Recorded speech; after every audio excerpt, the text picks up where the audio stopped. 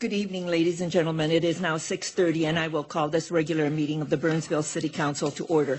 It is our tradition to stand for a moment of silence, followed by the Pledge of Allegiance, and we invite you to join us.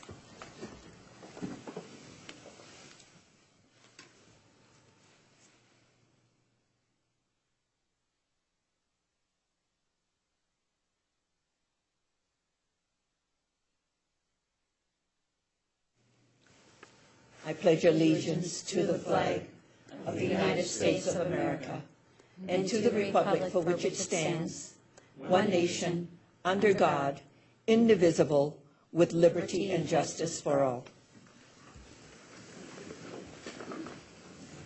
We have announcements for our upcoming meetings, and then we have two proclamations this evening. Council meetings are scheduled for Tuesday, November 17th at 6:30 p.m. and Tuesday, December 8th at 6:30 p.m. We have a work session that's scheduled for Tuesday, November 10th at 6:30 p.m. and Tuesday, November 24th at 6:30 p.m. We're in the midst of our budgets, and we invite our citizens and businesses who are interested in our budget discussions to join us. Our budget work session is Tuesday, November 10th at 6:30 p.m. And then we have another budget work session on Tuesday, November 24th at 6:30 p.m. And then we adopt the budget and the levy on Tuesday, December 8th at 6:30 p.m. I'm going to do one of the proclamations over on that side and the other one here. But the one proclamation, members of the council, is to honor one of our citizens that we're recognizing.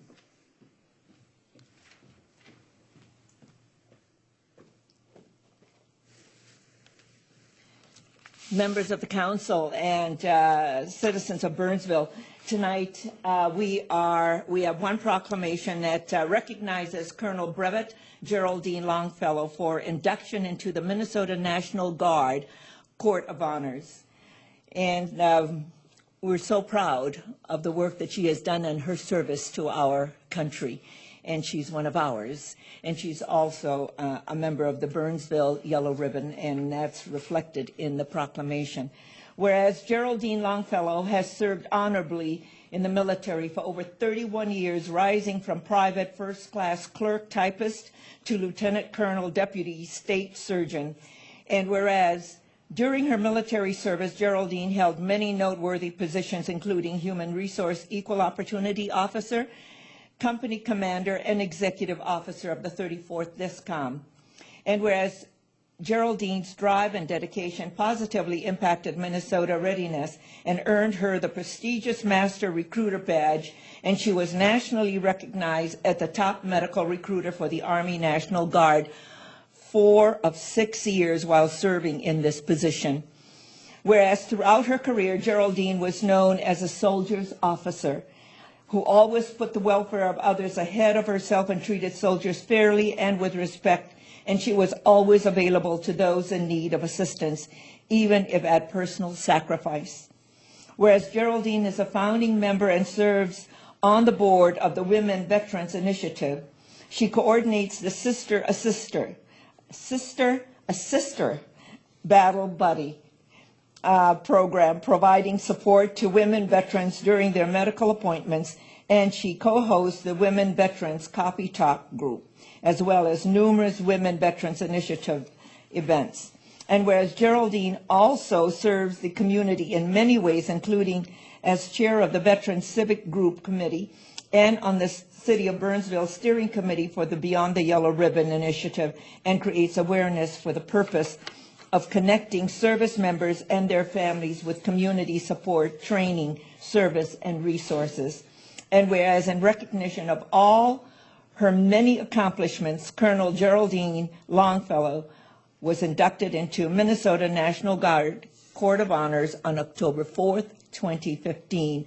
And whereas the City of Burnsville takes great pride in its military leaders and recognizes the difference they make in our community and for our country. Now, therefore, I, Elizabeth Couts, Mayor of the City of Burnsville, on behalf of the City Council, staff, and citizens of Burnsville, do hereby applaud, recognize, and celebrate Colonel Brevet Geraldine Longfellow for all of her accomplishments, achievements, and dedication to our community and our country, and offer Geraldine our sincere congratulations and best wishes for continued success, proclaimed this second day of November 2015.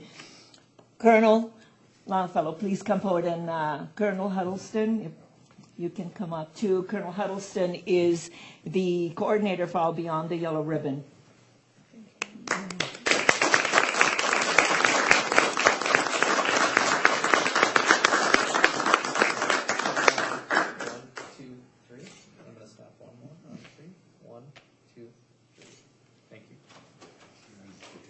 It's okay. Yeah.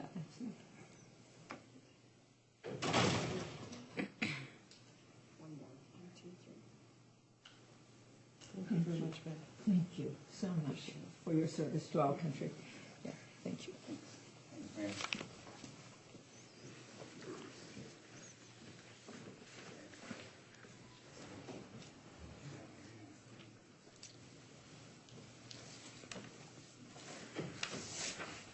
Our other proclamation is for America Recycle Day.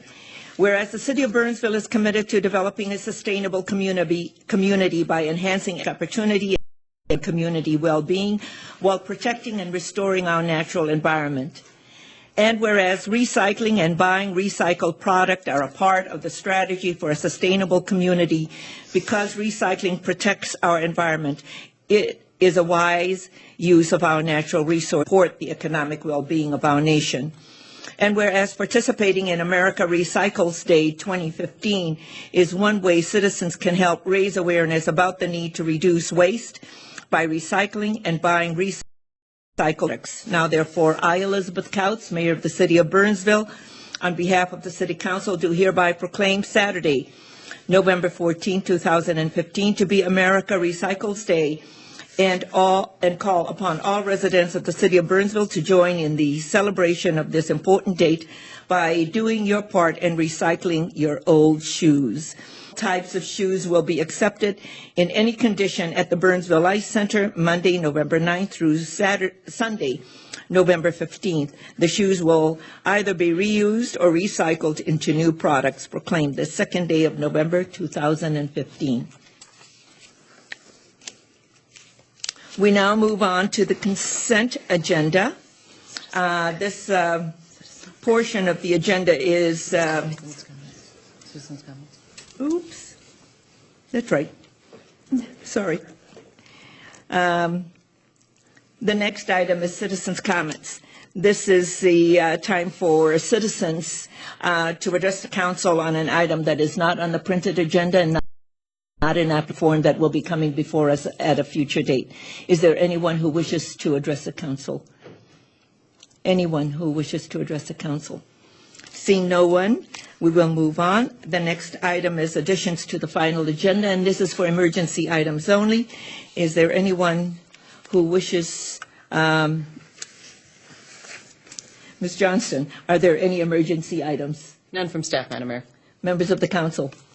Any emergency items? Seeing none, we will move on to the consent agenda. The consent agenda is a group of items that's considered to be routine and will be enacted by one motion. However, an item in the consent agenda can be removed for a separate discussion and vote. Is there anyone in the audience who wishes an item on the consent agenda to be removed for a separate discussion and vote? Anyone? Ms. Johnston? None from staff, Madam Mayor. Members of the council. Councilmember Nguyen. Yes, I'd like to pull item C for a separate discussion and vote. Thank you. Members of the council, may I have a motion for the balance, please? Move to approve. Second. Councilmember Keating makes a motion, second by Councilmember Coughlin. All in favor, please say aye. Aye. Aye. Opposed, nay, and the motion carries. Councilmember Nguyen, C is a resolution providing for the issuance and sale of general obligation improvement, utility revenue bonds, and tax abatement crossover refunding bonds. Yes, I wanted to pull this item so that the public could hear, and I'd also like to commend the staff for once again being innovative and always looking for ways to save money. And so Ms. Try, would you be willing to give us some details on this item? And again, just wanted to thank you, and I'm sure that the public will be anxious to hear about this. Welcome. Thank you, Madam Mayor, council members. Tonight we have two bond issues that we're doing. The first one is our regular general obligation improvement and utility revenue bonds.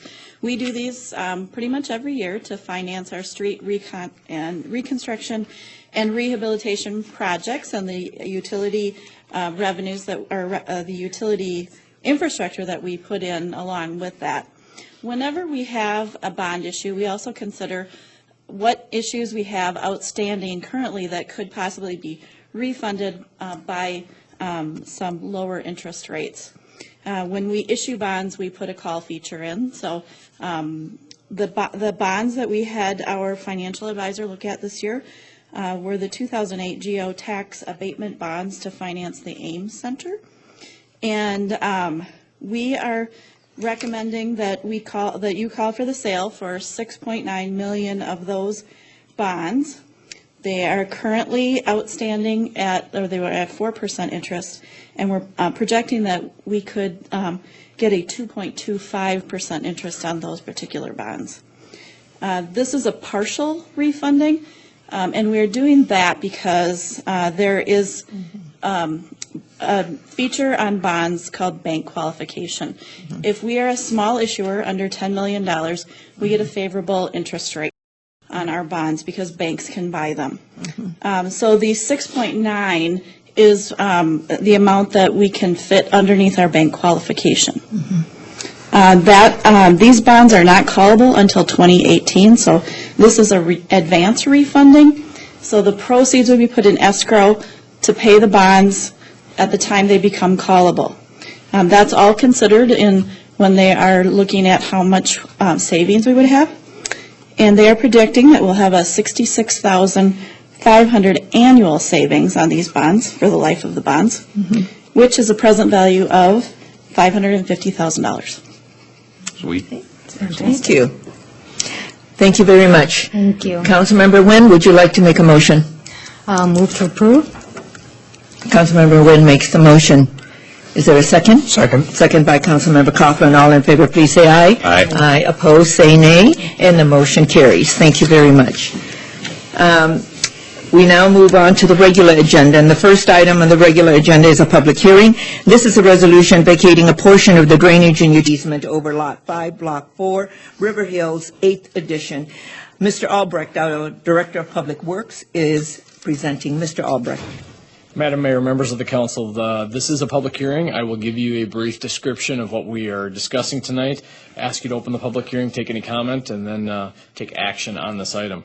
The item before you is the proposed resolution to vacate a portion of the drainage and utility easement over Lot 5, Block 4 of River Hills, 8th Edition.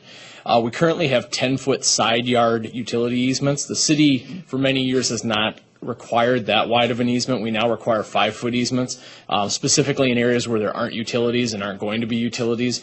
It's really just there for drainage purposes on lot lines. In this case, they're looking to do a garage addition, and the addition would be allowed with our setbacks and our requirements under the ordinance. However, we do need to vacate a portion of the drainage easement down to our standard size of 5 feet. So we'd be reducing from 10 feet to 5 feet on the side lot lines. And so that is what the staff is recommending be vacated by the City Council. Again, there is a condition in the resolution that we verify the location of some overhead wires to make sure that they are in that easement, and the owner would have to pay for any relocation. We don't believe that that's the case, but it's something that is part of the resolution. And with that, I would answer any questions you have and recommend that you open the public hearing. Thank you, Mr. Albrecht. Questions for Mr. Albrecht? These are some of the things that we often do when requested by our residents when they're going to do some improvements. And we don't need any of these easements, so thank you. This is a public hearing. I will now open the public hearing. Is there anyone who wishes to speak to this item? Anyone who wishes to speak to this item? Seeing no one, I will close the public hearing. Mr. Albrecht, members of the council, your pleasure. Move to approve. Second. Councilmember Keeley makes the motion, second by Councilmember Nguyen. All in favor, please say aye. Aye. Opposed, say nay, and the motion carries. Thank you very much. The next item is item number 6, and this is an appeal of a revocation of the retail tobacco license for Burnsville Tobacco. Mr. Christopher Forsland, our licensing and code enforcement coordinator, is presenting. Mr. Forsland. Thank you, Madam Mayor and council members. Before us tonight is the revocation of the retail tobacco license issued to Hosini Red Jewel LLC, doing business as Burnsville Tobacco at 1008 County Road 42. On September 30th, Burnsville Police Department conducted a search warrant, and during that warrant seized illegally controlled substances, including methamphetamine, as well as a large caliber handgun. As such, one of the co-owners, Joseph Hosini, was subsequently arrested and jailed for possession of the controlled substance and a felon in possession of a handgun. This is in violation of City Ordinance 3-23, 3L7 and L8, which is permitting illegal acts upon the premises, and that the licensee had prior knowledge of the event or illegal acts on the licensed premises, but failed to report the same to the police department. A notice of revocation was sent out on October 7th, and in October 12th, we received a written appeal from one of the co-owners and was received within a 10-day period, and we're here to hear that tonight. Some of the issues is that licensing is a privilege, and we recognize that all our business operators are expected to remain law-abiding as part of their obligations with the license. Council has broad discretion on addressing any licensing. The serious nature of the offenses challenge both law enforcement and present a danger to the community. And responsible business owners must be aware of all aspects of their establishment and take action to stay within the law. Okay. Questions for Mr. Forsland or Mr. Jamnik, our attorney? Okay. Thank you, Mr. Forsland. I understand that Mr. Red Jewel wants to address the council, please.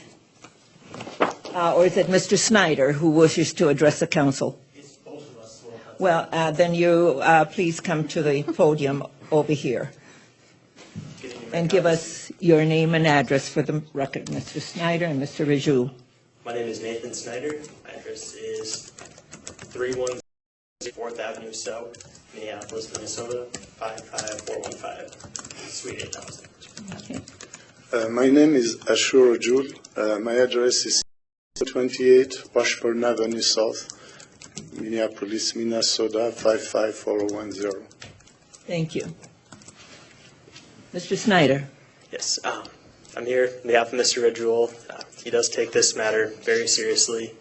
I think we hope that you, as a council, will be lenient in determining the potential revocation of his license. I believe that he'd like to address some of his concerns with this matter. Mr. Rajul. Yes, my concern this matter that, first of all, I didn't come to Burnsville to sell drugs, or I never had drugs in my life. I'm 52 years old. I've been here in the state for 26 years, and I am an engineer. I work for Patterson companies in Eagan. I work very, very, very hard for my money. And I have a second job that I work at the airport. To have a job at the airport, you have to be very, very clean. Not just the drugs, but even parking tickets, you won't be able to get a job there. My partner, he did mess up big time. But I wasn't aware. A week before that this happened, my landlord, because I communicate with my landlord, she's very good with me, and she said, Ash, somebody's smoking pot in your cell, please call the police. And she called the police the same day, a week before they cut Joseph Hosini at the store. A week later, they stormed that actually happened at night. And the reason why Hosini stays there, in 8 years we've been in Burnsville, we get robbed twice a year. twice a year. The police, at end of the 7th year, the police decided a device in the store where you step in a mat and it gives signal to the police. The police put that then one Thursday night. The next morning we got robbed. We had a car with tires in the snow. We had the metal things they opened the door with. And when I go to the store once in a while, I know Hosseini stays in the back. I don't control his half partner, but I know for sure no one sells the drugs from the store. No one sells from the register. Sometimes I'm there, I sit at the front and I serve people, and I make sure that they don't serve teenagers, because that was my very, very worry things, is that I sit there, ID everybody, and I had a lot of police team at least twice a year, 3 times a year. And they send me those letters, and I have them here with me. Sometimes they didn't even send me the letter, but I recognize they are the police, because they come in, 2 of them. The young person will approach the register, and they leave. But I am happy they do that, because I don't smoke. I never smoke in my life. I don't even drink. I'm here to let you know that I'm clean, whatever decision you guys made tonight. But when I saw the news today on Channel 5, I threw up in the bathroom, because I never in my life been in a situation like this. Mr. Rajul, Yes. thank you for coming in and giving us your perspective. One of the things that we are very concerned with, and we don't tolerate criminal activity. We have revoked license for massage enterprises because of criminal activity. This is pretty dire, and your partner has put you in this position. Yes. And that's too bad. But what you have before us is some very grave items. And if we've revoked license from things that are lesser than what happened in your business. And I'm sorry that you weren't aware that your partner was using and dealing drugs out of your establishment. So that's what we're here to do, because we don't tolerate this. Thank you, and I totally agree. I'm with you guys. Yeah. Even if we have to close them, but I came here because I just want to express that to Burnsville. I met people, I shake hands of people, people know me, and now when I see my name, I never seen my name in the internet in my life where under some drugs or, Yeah. and I just came here wherever the decision, and I won. And we appreciate that you came to clear your name, Yes. except your partner really put you in a very bad position. And we appreciate your courage of coming before us. Thank you. But what we have to deal with is the criminal activity. Thank you. Thank you, sir. Okay. Members of the council, Mr. Snyder, did you have anything else to add? If I could. Yes, please. Mr. Redjewel has come to an agreement with Mr. Hosseini to purchase interest in Hosseini Redjewel. So that is contingent on your decision tonight, but I do have that agreement with, if that sways anything or if you'd like to see it.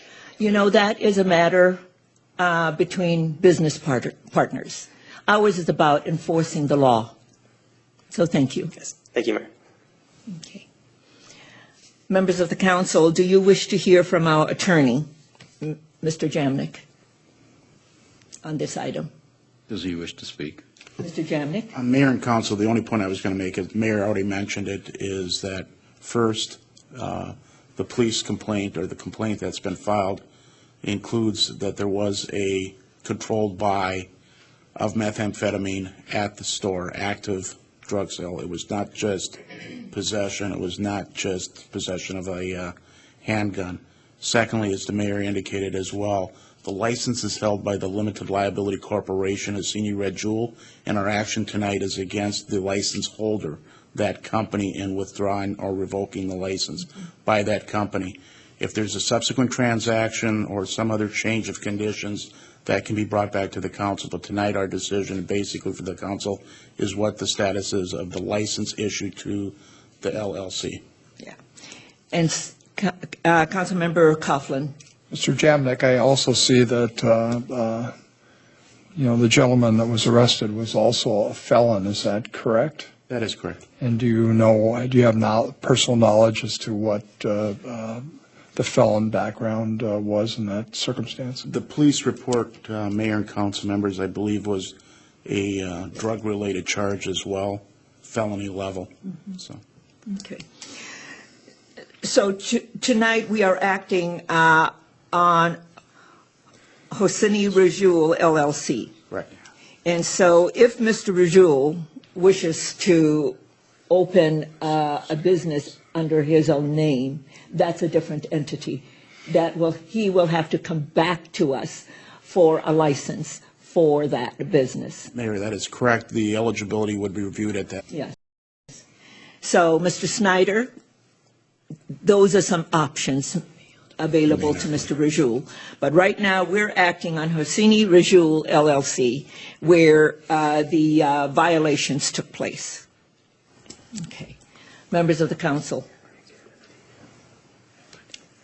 Anything, your pleasure. This is a revocation of the retail tobacco license. Motion to revoke the license. Councilmember Coughlin makes the motion. Second. Second by Councilmember Nguyen. All in favor, please say aye. Aye. Aye. Opposed, say nay. And the motion carries. Thank you, Mr. Forsland. Thank you. And thank you. The next item is item number 7, and this is to approve the Burnsville Convention and Visitors Bureau 2016 budget and work plan. Ms. Jenny Faulkner, our Community Development Director, is presenting and opening, and then Ms. Amy Burrow, our Executive Director of the Convention and Visitors Bureau, will be presenting the budget and the work plan.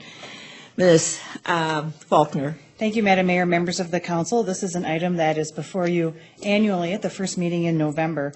As you are well aware, the city contracts with the Burnsville Convention and Visitors Bureau for promotional services to attract visitors to Burnsville. That is funded largely in part through a 3% lodging tax that's been in place for nearly 30 years now.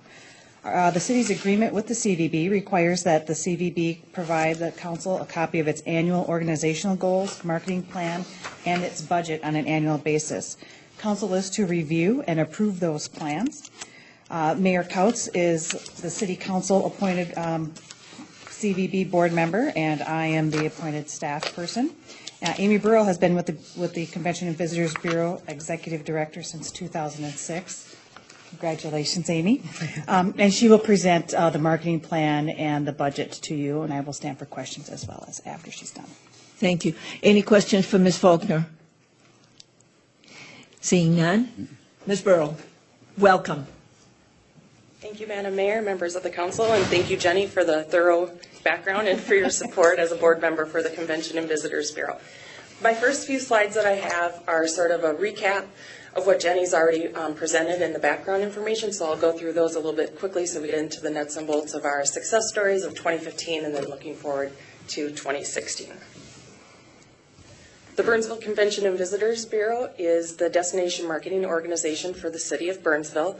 We were formed in 1986 as a nonprofit 501c6 corporation, and we are funded primarily by lodging tax, which is governed by Minnesota State Statute 469.190.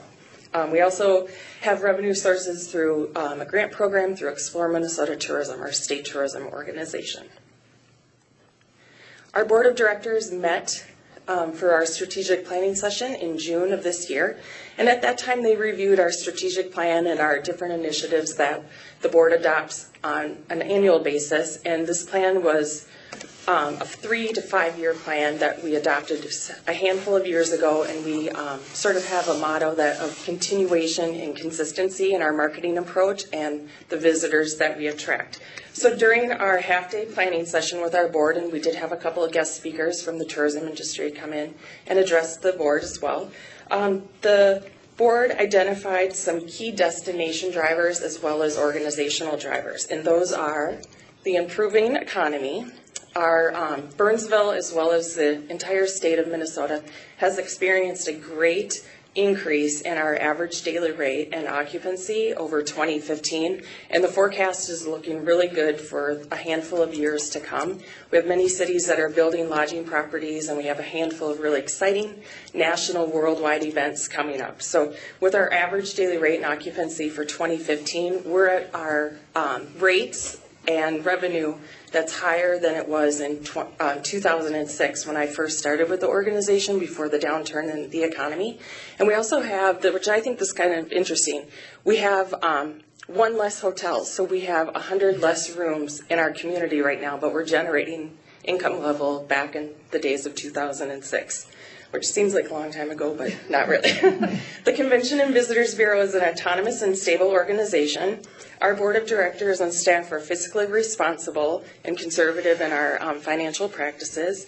We have a comprehensive and measurable marketing strategies, and with an organization our size, we're on the smaller size revenue-wise and inventory-wise for our hotels. We rely heavily on collaborative efforts that we have with several different partners in the metro as well as in the state.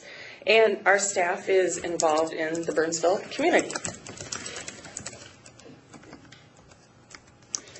The strategic initiatives that the board reviewed during our planning session as well as our monthly board meetings focused on our internal and external.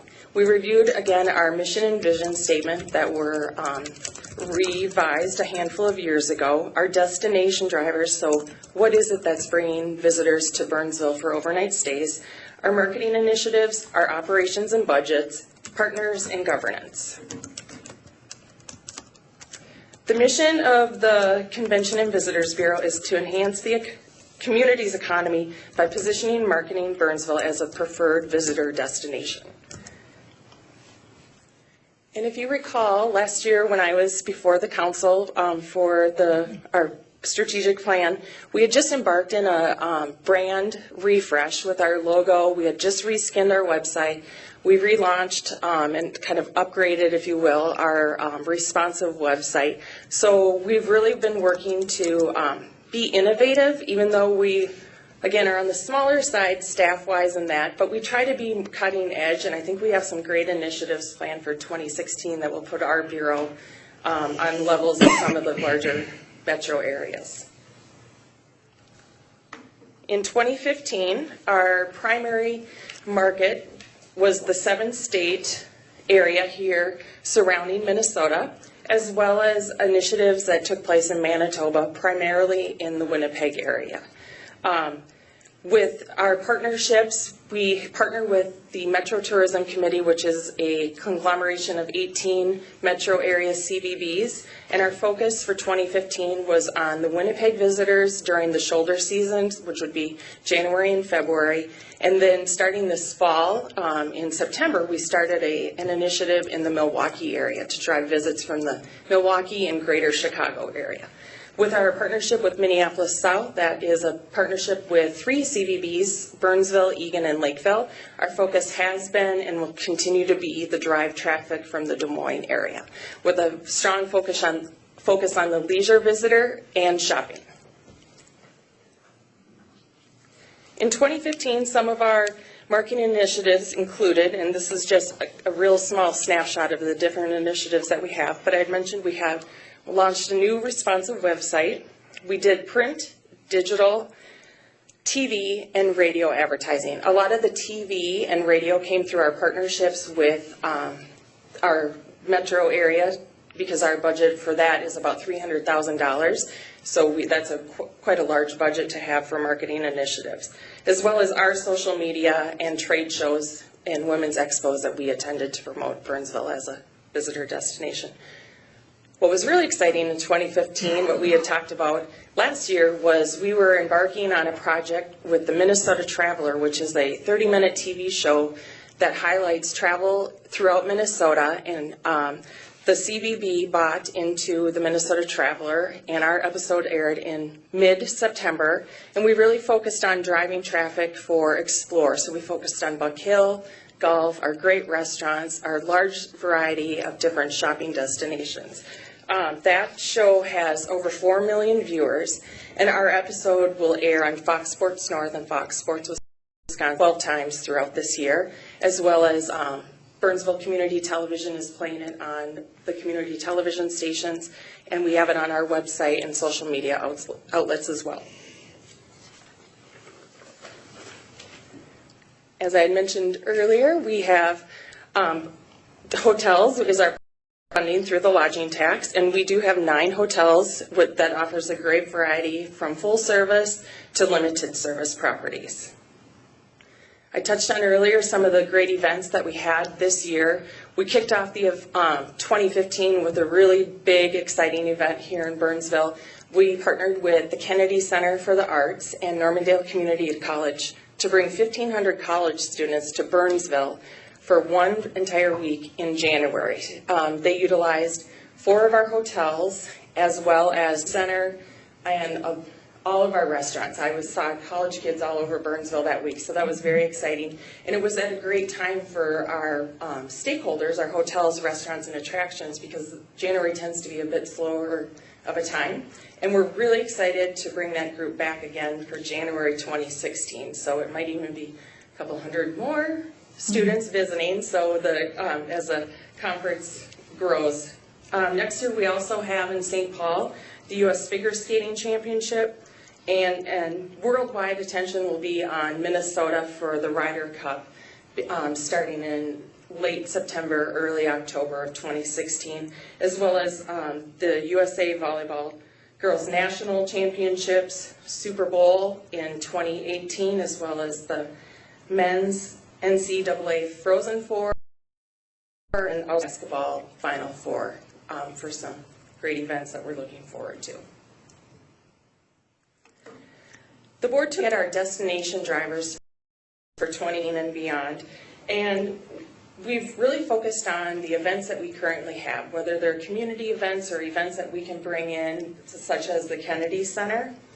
We also talked about what would really set Burnsville apart from some of our surrounding communities. So we are going to, when we've been working on this for several months now, embark on an art event, a workshop that focuses on education of art, as well as bringing in international painters to come to Burnsville, stay here, and then our initiative for 2020 will be to paint some of the landmarks throughout Burnsville. So the 35W Bridge, the Black Dog plant, the quarry, some different things like that. So we're really excited about that. I'm learning a lot about art, so that's very fun for us. We will continue to work on requests for proposals for meetings and various events through our marketing initiatives.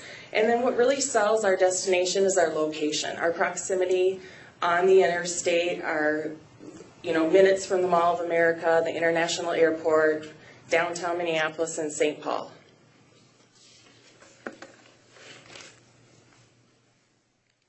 Our marketing initiatives for 2016 will continue to promote and work with our existing events, our community involvement. A big project that we are going to continue to work on is our photography and videography. If you recall, a couple of years ago we embarked on building our own library, our internal library of videography that we can help with others. We are going to be redoing our Burnsville website. We reskinned the website last year with our new brand initiatives, but now we're going to start from scratch, and we really want this website to be interactive, storytelling, very content heavy versus a list type website. We want it to be our businesses and our residents and our visitors telling others what's great about Burnsville. We've also will be working on a visitor profile. Our busy months are May through September. So we really want to focus on what can we do to drive traffic during those shoulder seasons. So November, December, January, February, March. Why are people in Burnsville, and how can we boost Burnsville's image to get more visitors staying here in our hotels, eating in our restaurants, and going to our attractions? So we are going to be partnering with the University of Minnesota Tourism Extension Program for visitor profile survey that will kick off in September of next year, but work on that, the background information. We'll start working on that in February of 2016. And then next year, Amy and I, staff, will be working on an enhanced, more frequent blog and vlog. So we will be out video experiences in the area. So we're excited about that. As for our operations and budget, the Burnsville Convention and Visitors Bureau has 2 full-time staff members, both named Amy. We have a board of directors that's very active. They meet on a monthly basis, and we also have networking events for them as well. So we have a very strong board, 9 members. We have a 3-person executive committee that also serves as our finance and our nominating committee. In our 2016 budget that was presented in your background information, we are including a fund balance. We are fiscally strong at this time with our checking account balances as well as our reserve fund and our policies. And then we have implemented throughout the years several different financial best practices to make sure that we're maintaining our finances and really using the dollars in the best way to market and promote Burnsville. Several of our partners that we'll continue relationships with are, again, the Metro Tourism Committee, Minneapolis South, our Burnsville Lodging Properties, our area attractions and restaurants, and the City of Burnsville.